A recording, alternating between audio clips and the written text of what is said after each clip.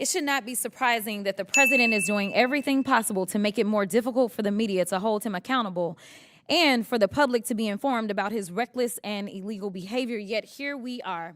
The Republicans have actually organized this goofy hearing to try to convince the American people that PBS and NPR are, quote, domestic terrorists, or domestic threats, my apologies, not the incompetent, unqualified Secretary of Defense who's texting war plans to journalists.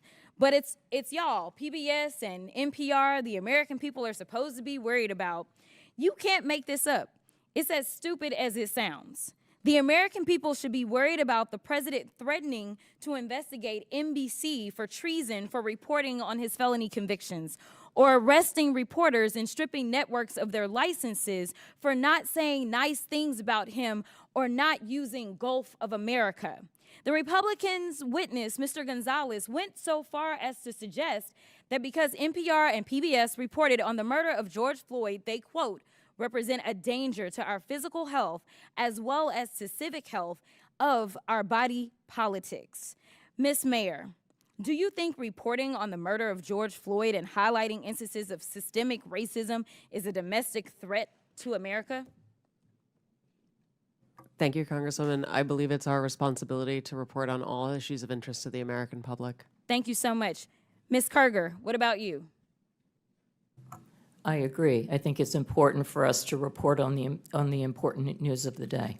So let's talk about the critical role of public media. During his first term, President Trump's own Department of Homeland Security highlighted the importance of public broadcasting's role in public safety. In 2018, his administration stated, quote, PBS and local public television stations play a crucial role in protecting communities by delivering essential information to individuals and first responders. These benefits are all made possible by public broadcasting stations' unique reach, reliability, and role across America, and are especially vital in rural and underserved areas. Madam Chairwoman, I would ask unanimous consent. I seek unanimous consent to enter into the record the 2018 Without report. objection, so ordered.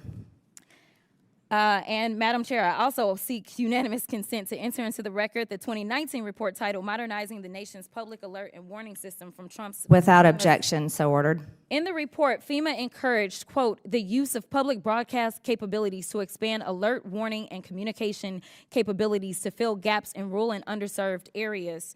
Mr. Ullman, what's a more significant domestic threat, reporting the murder of George Floyd or dismantling most of America's emergency communication systems? Can you please repeat the question for me, Congresswoman? Which one is more of a threat, reporting the murder of George Floyd or dismantling most of America's emergency communication systems?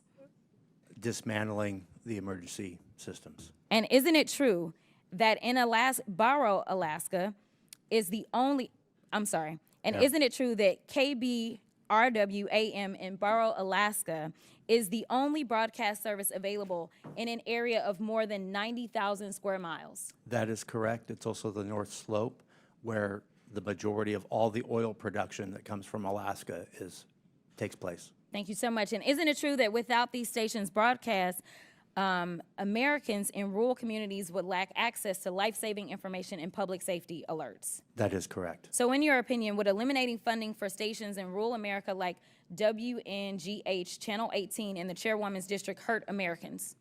It would hurt Americans, yes. In fact, Georgia Public Broadcasting serves as the official distributor of evacuation route information during state-ordered evacuations, and the chairwoman is here advocating to strip their funding. Look, the DOGE agenda isn't about government efficiency. It's about breeding corruption at the expense of the safety of the American people, particularly Americans living in rural or remote parts of the country. They don't care about public safety, they don't care about emergency management, and they don't care about free speech, all of which are harming American people. In fact, I'm going to skip off real quick because they have tried to come for you, Ms. Mayor, and I just want to clarify, you did not work for NPR when those statements were made, did you? That is correct, Madam And to Chair. be clear, free speech is not about whatever it is that y'all want somebody to say. And the idea that you want to shut down everybody that is not Fox News is bull.